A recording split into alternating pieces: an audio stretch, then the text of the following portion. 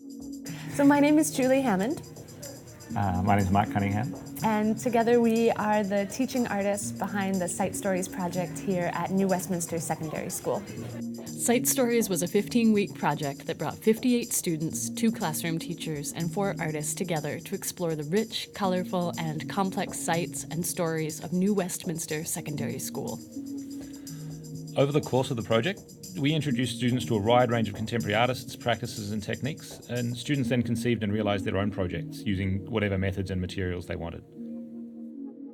There's this whole very long history of interesting stories about this school.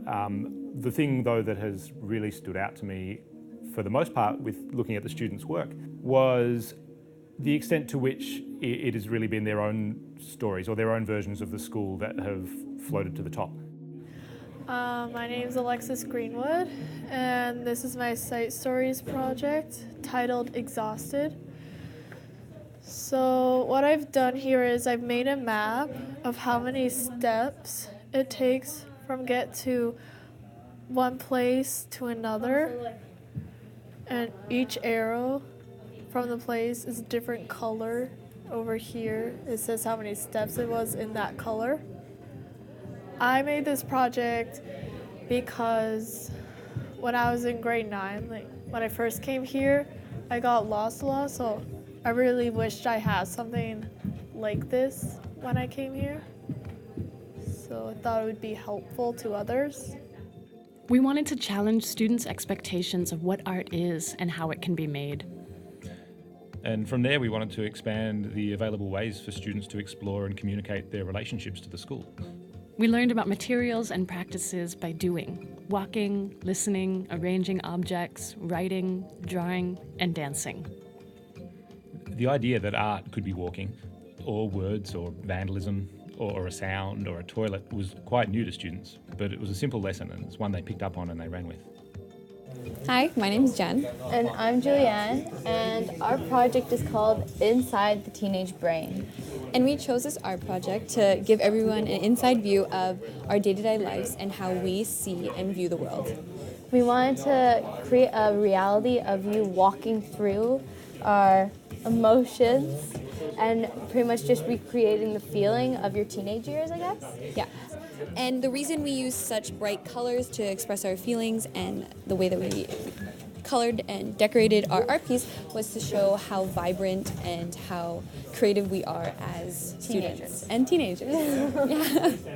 The project was very intriguing to me because for me it's a natural that English and art conspire together in some visual way.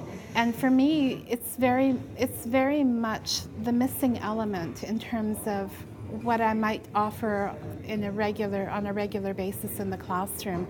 I think that more schools need, these very kind of contemporary ideas in it. So to explore the curriculum, to explore, in this case, English and art in a very different way. In a non-rote way, in a very kind of experiential way, is a really kind of important thing to do. My name is Josh Cummins, and the title of my piece is 50 Shades of Whiny. My piece is really about people coming together and see what they do when they're giving a simple instruction. As you can see, a simple instruction has resulted in many, many different interpretations of what the whiny face really is. Because the school is a very special place that is no longer going to be in 2 years. It's not going to be here. And while we spend most of our days at NWSS noticing the flaws, I wanted to spend some time exploring what's here and exploring what's possible.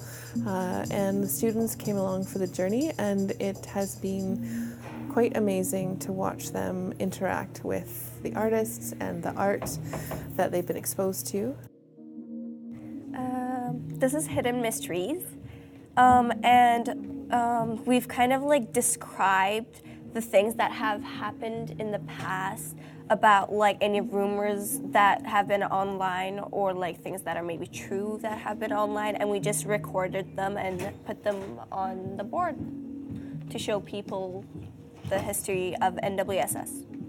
Well, we started working on it, writing down ideas and doing some research before we actually did the art part of it. Like, actually put it on a board about like 2 weeks ago, I think it was. Yeah.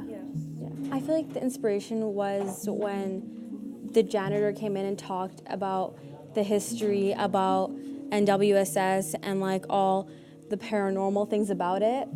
And I feel like that's what inspired us to do this and really dig more behind the history of NWSS. My name is Joy. I'm a grade 10 student at New Westminster Secondary School, and this is my piece. I decided to make a wind chime out of kind of like organic compound that you can find in nature, and I just feel like it's kind of because nature, it's like so beautiful, and sometimes it's so nice when you're just listening to it. So I thought that it would be nice to make something like a wind chime and you can listen to it. Like, yeah. There's a lot of pride in being a student here, and I think joy in some of the strange qualities of this building. I'm incredibly impressed with the quality of work that came out of this project,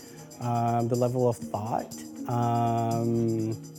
I mean, in a non-kind of condescending way, I think that a lot of the works that came out of this are very mature, and they're very developed. I mean, this is a great example right here. This piece right here with the little emerald plant. You read it in the artist's statement where, you know, in the second sentence, you know, the artist himself addresses himself as a thief, and I think just the kind of level of understanding of like what that could potentially mean within kind of an art production context is really nice to see with high school students.